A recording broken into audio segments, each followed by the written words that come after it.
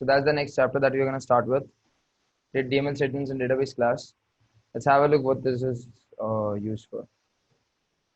Morning, Dishant. New page,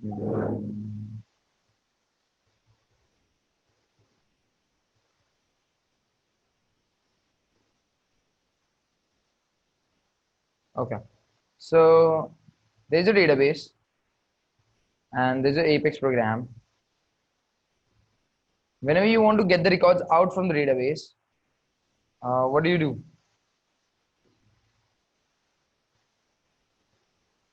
When you want to get something out, SOQL or SOSL. That's what it is. But if you want to create any record inside the database, if you want to update any record inside the database, delete the record, undelete the record, whatever operation you want to do onto the database, when it comes to modifying a record or creating new records, and in that case, you'll use DML statements or the database class. Right? So DML statements are basically used to modify the existing records or create the new records inside the database with the help of your Apex program or inside your Apex program. That's what it is. Make sense, everyone? Okay. Let's go to our first program and have a look. How does it work?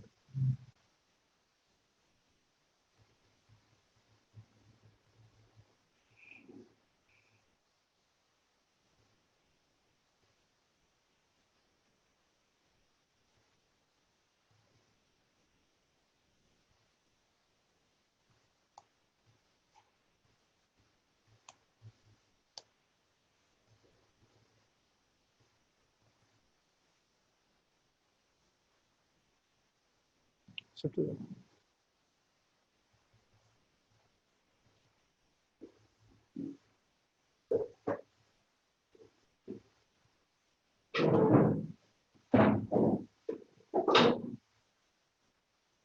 okay.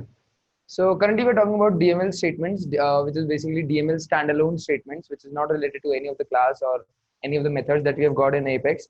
And there are different DML statements in here. Let's have a look at them one by one. Insert. It is used to insert the new records inside the database. Update. It is used to update the existing records into the database. Upsert. Whichever records they like, if the record is already there inside the database, it will update it. If the record is not there, then in that case it will insert it. Delete. It will delete the records from the database. Undelete. It will restore the record from the recycle bin back to the object, and it's already there into the object only, but it will restore or undelete the record which is there in the recycle bin. That's what it is. So if you've got a record inside the recycle bin and if you want it to be undeleted with the help of code, you're going to use undelete DML statement. Then comes merge. Merge is basically used to merge like 2 or 3 records together.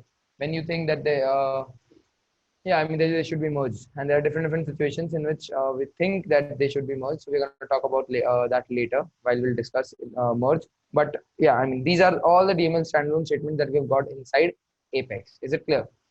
Okay, let's have a look. The syntax of writing a DML statement is just write down the DML statement, and after it, write down S object or a list of S object. That means like you have to create an S object, like account A is equals to new account, name is equals to anything, number of employees is equals to anything. And then if you want to insert it into the database, okay, let me just write down the program.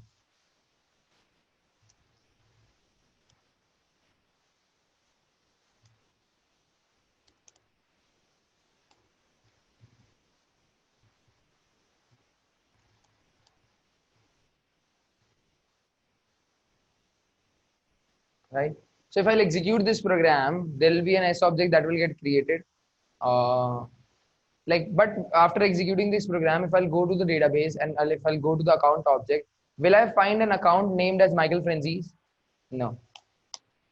But if I'll write down insert A, I'll find Michael Frenzies into the database as a record. Is it clear? So that's what it is. So you'll have to use S object with the DML statement, or you can use a list of S object. That means you can use ACC list as well. If you've got multiple records that you want to insert at a single time or in a single statement. Is it clear, everyone? Okay.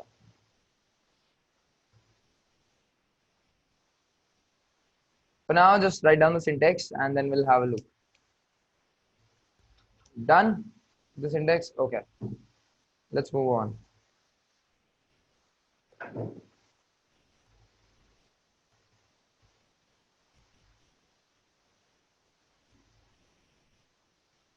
So this is the HTML statement. This is S object, list of S object. Okay. Yeah. So let's go back to this. This was the syntax, and then this is how it works.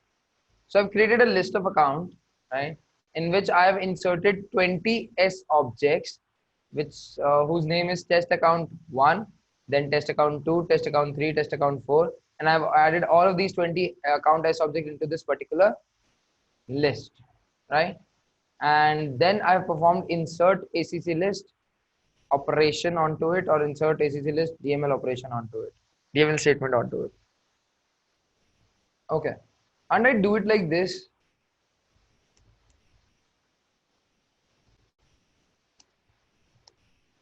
I can write it down like this as well. No, why do I have to add it into list and then perform the DML statement? Okay, in Apex there are governor limits, and governor limits stop us from. So like these are the limits that your program or your application should consider while whenever you're writing the program, and why. Like let me tell you what governor limit is impacted over here. So Salesforce says that you can only execute 150 DML statements per per execution of a code, right? So, or per transaction basically. So in that case, if there are 150 records in here, then this will reach to the governor limit very easily. If there are 200 records, then it will reach the governor limit and we'll throw the exception and will not do anything. So that's the reason we do not write down SQL queries as well as DML statements inside the loop. We write it down outside the loop, right? So whenever you want to insert more than one record, make sure to add all of those records as object into a list and then add it into the database with the help of DML statement. I hope it is clear. Everyone? Governor limits, best practice of Apex. Yes, exactly. And we're going to talk about governor limits later in depth. Yeah.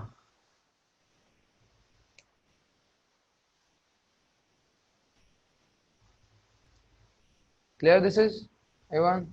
Okay. Now let's just go to the debug logs and execute this. Now the debug logs basically execute anonymous window.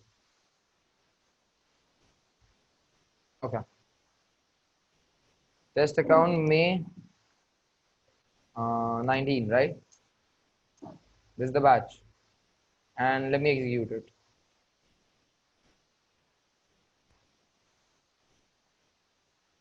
If I'll go into the database, or basically the tab,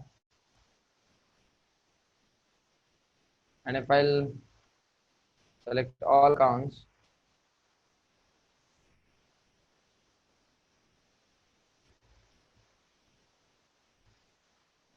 here it is.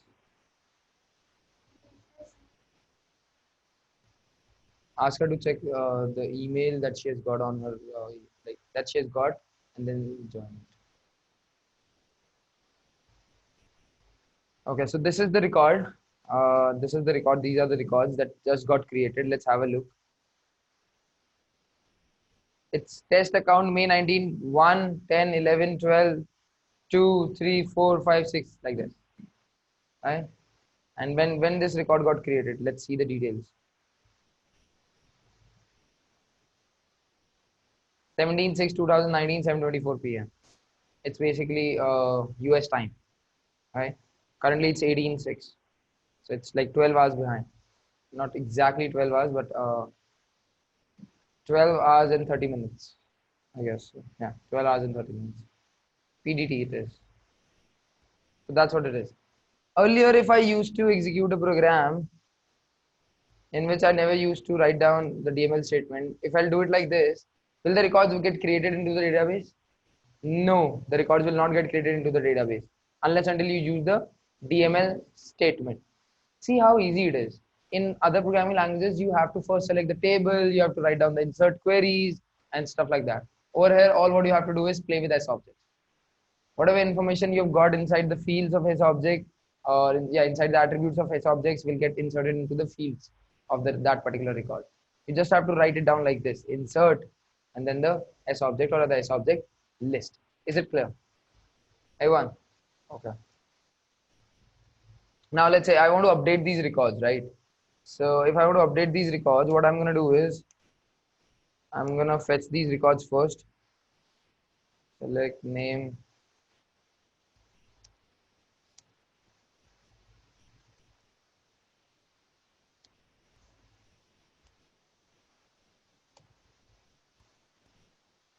Select name from account where created date equals to today.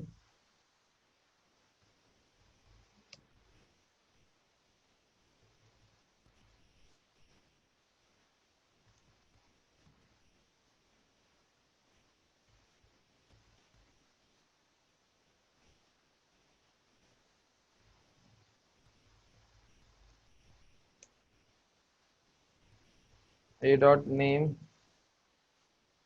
is equals to a dot name plus updated. So currently the names of the account records are this, right? Test account, test account, test account, test account, test account, test account. If I'll execute this program, what will happen?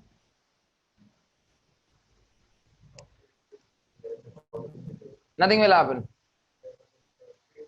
because we haven't used the DML statement. So let's refresh that.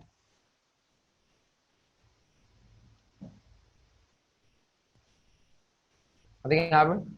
But if I'll go and write down update ACC list and execute it.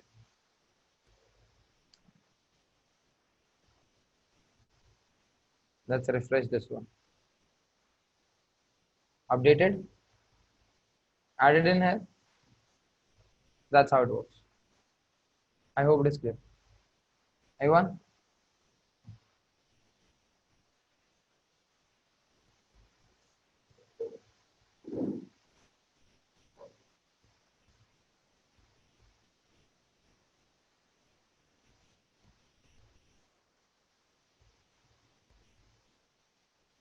Cool. So that's how your update operation works. Here's the program that I've written now. Select name number like test, order by name, and I've also updated update, something like this. There's no such difference in the program that is written over here and then the program that I've written down in the execute anonymous window. Done? Okay.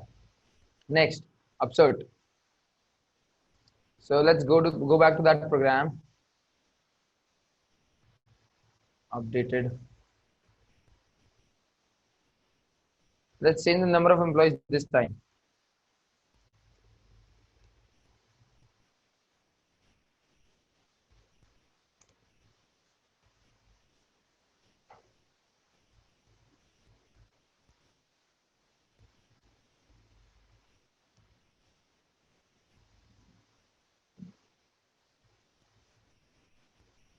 So there's a simple modification that I'm doing in here.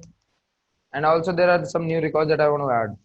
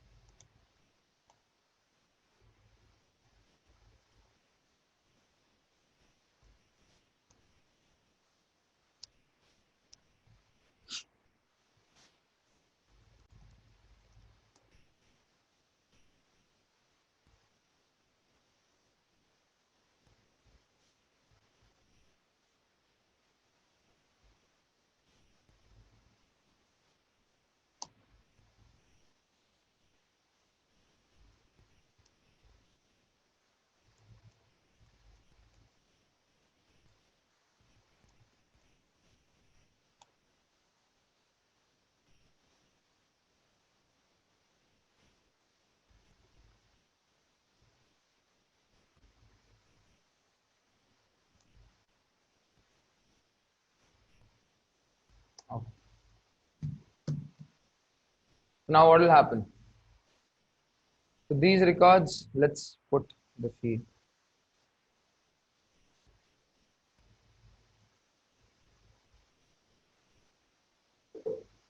Employees for the test accounts are 100. I want to change it to 10,500 and I want to insert some new records as well. Let me execute this program.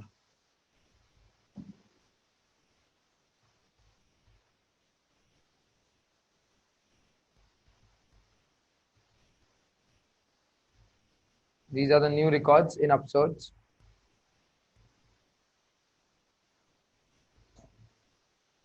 Where are the existing ones? 10,500. That's how it goes. Make sense? Everyone? Okay. Nitin, tell me, like, I have never mentioned 100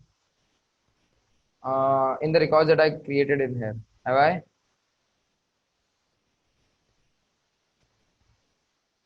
Then how the number of employees field is 100?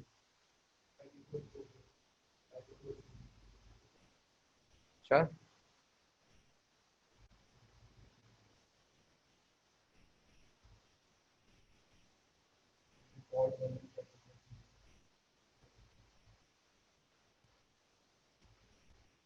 Object manager.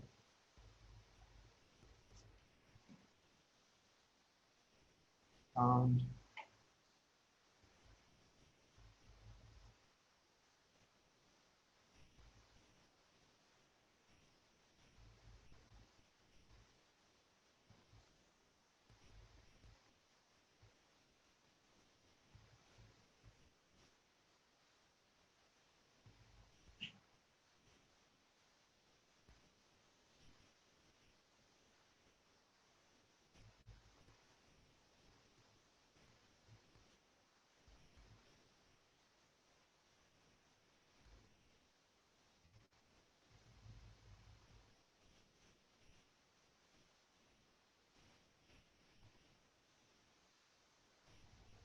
where is it?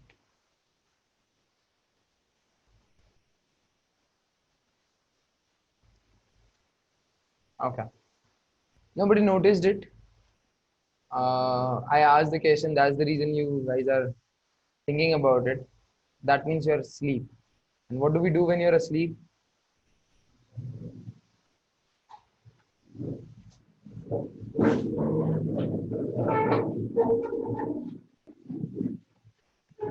And now stand up and learn.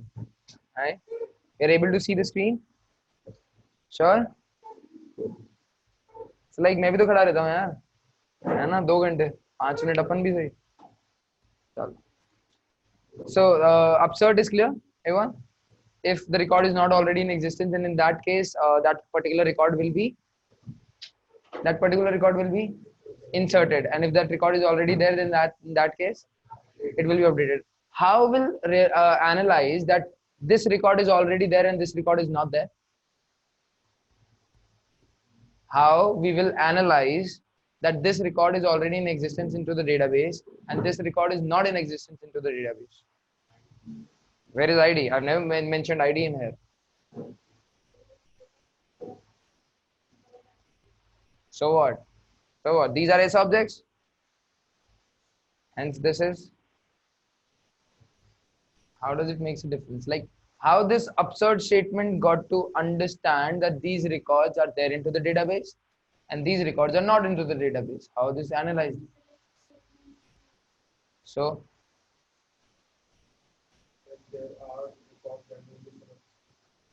what if I've what if I haven't executed the select query over here and I've passed a list of records from the as a parameter in this function and in that case so basically record ID determines that whether the record will get updated or whether the record will get inserted. If there is a record ID in that S object then in that case that record will be updated and if there is no record ID in that S object then in that case it will be inserted. So over here in this query, I've never mentioned ID. So listen to me. ID always gets returned no matter whether you mention it into the query or not. Whether you mention it into the query or not, the record ID will always be what? will always be returned and will be a part of that S object. And then when you're going to execute the DML statement, then in that case, what will happen? Sorry?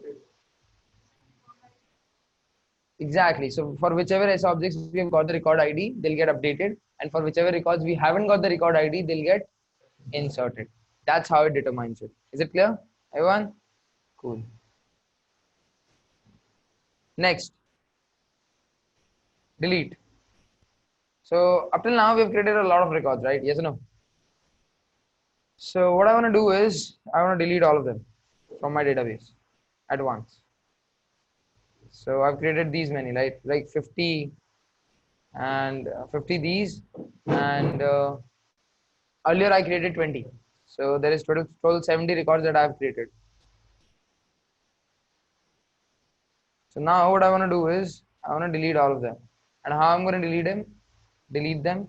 Select name, comma, number of employees, account, where created date today. Whichever account record got created today, I want to delete that.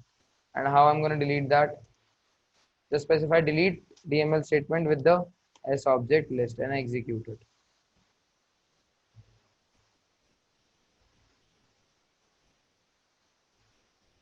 If I'm gonna 135 items, refresh, 50 plus items it's showing. These are like old records. These are not created today. Right? To delete them, what I'm gonna do? What I should do? Tell me. If I want to delete these records, what should I do?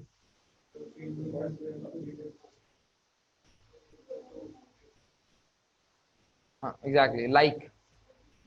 So what I'm gonna do is in the query, I'm gonna write down where name like update percent, right? And then I'm gonna execute this.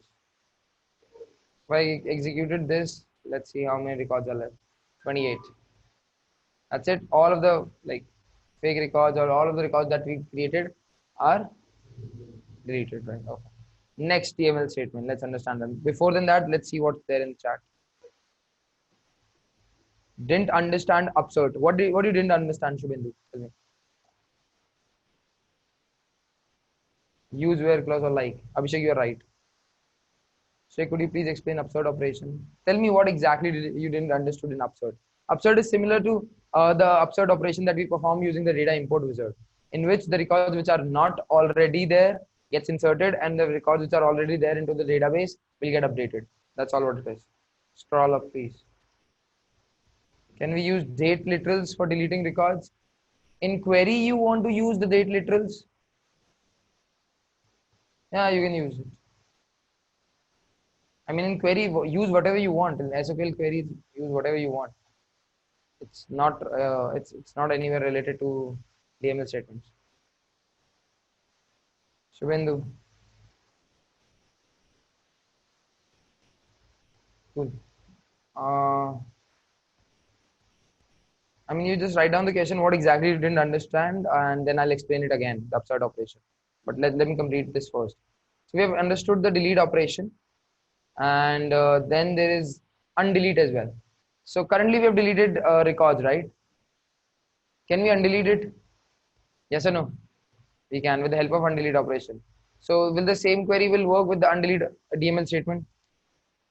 Right? Select name, comma, number from account where name like update percentage, and then undelete account list.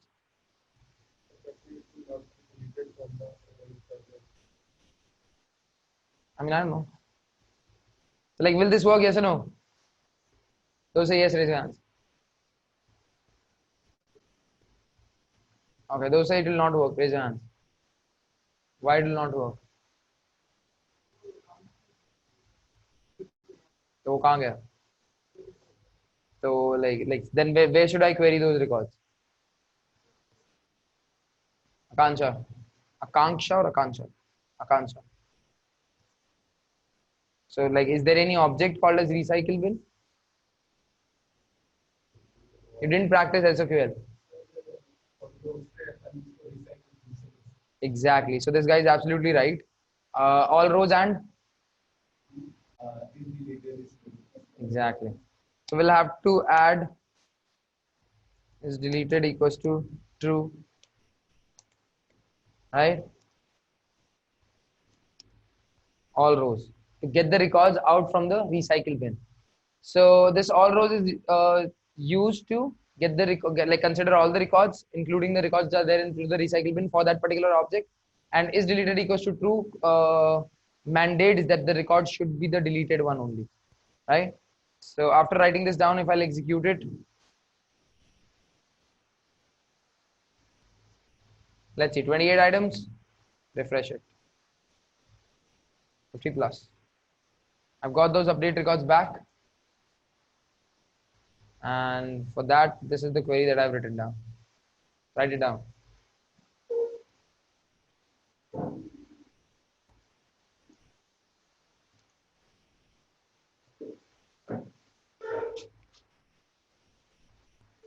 Let me see what's there in the chat. How do accounts which are not there created? The absurd it's like it's a responsibility of absurd operation that if the S object includes the record ID, then in that case, like if the S object does not have the record ID, in that case, create that record. And if the S object includes the ID, the record ID, then in that case, do not create that record, update that record. That's what it is. It's basically related to record ID concept. If you haven't, you do know about record ID? What is record ID? Yes. So, like, whenever you query records from the database, record ID is always there. It's not a unique number. It's basically a unique string of characters for 15. Not a unique number, but it's basically unique identifier or unique text um, that identifies a record uniquely into an org. And whenever you create a new record ID gets associated with it. So if the record is already created, then the record ID must be associated with it. Then in that case, we'll update that. And if there is no record ID which is associated with it, and in that case, we'll update that. We'll create that record. So number of employees in records which are already there will update to 10,500. Exactly. Yes. So absurd is basically a mixture of, you haven't learned data management, I guess. In data management chapter, there is data import, and in data import there are three operations that we can do: insert, update, and upsert. Upsert is a mixture of update plus insert. Whichever records that are already there gets updated, and whichever records which are not there gets inserted. Done, everyone? Cool. Okay. So that's about undelete. Now let's talk about the next operation, which is merge. Okay. Okay. So first thing, number one, merge operation only works onto certain objects, right? Not all of the objects. And it is basically used to merge two or three records, like into a single record. So let's say there are three records. Let's say there are two records, account 1 and account 2. And there is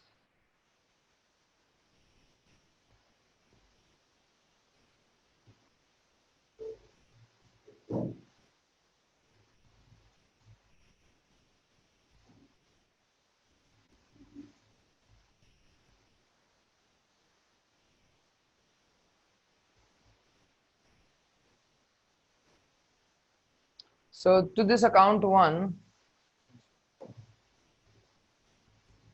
works only on 2 to 3 records. Yes. I'm gonna discuss that in depth. First, let me explain you what exactly merge operation is. Okay. So in this, this is a single object or single record. This is a single record. These two are the records that we have got, right? And to account 1, we have got C1 related and C2 related, which is C1 and C2 are contacts, O1 and O3 are opportunities, right? So these records are related to account 1, and to O2, O4, like these are to another opportunity which are related to account 2, and then C3, C4, C5, these are contacts which are related to account 2. So if I plan to merge account 1 with account 2, then in that case, let me tell you what will happen. The records which are associated or which are the child of account 2 will be reparented, and account 1 will become the parent for them, right? And then, so like, let me explain it to you what happens.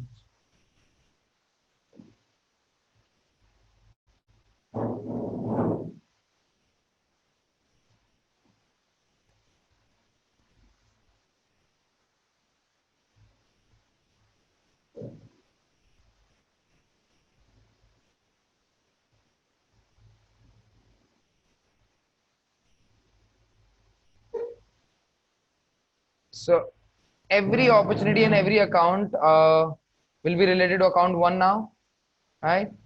And then this account two is still here. And as a like, so this is the first step that happens, right? All the child records of the second record gets reparented to the first record, or the first record becomes the parent of the child records of the second record. Copied or cut paste? Related to it, there's a relation. So there is a relationship field which gets updated. Getting it? So like we relate a contact with an account with a relationship field, right? So that gets updated automatically. And then after that, what happens is, so like this will remain the same, and then later on, this record will get deleted, right? So there are two things that happens when you execute a merge operation. Number one, reparenting of all the child records from the second parent to the first parent, right? And second thing, deleting of the second parent record. That's basically how merge operation executes. Just make a diagram of it, because you'll not understand it later when you'll try to recall it or revise it. That's how it goes. Account one, account two, and stuff like that. From account two, get deleted permanently from the org. Permanently, like it'll be there in the recycle bin.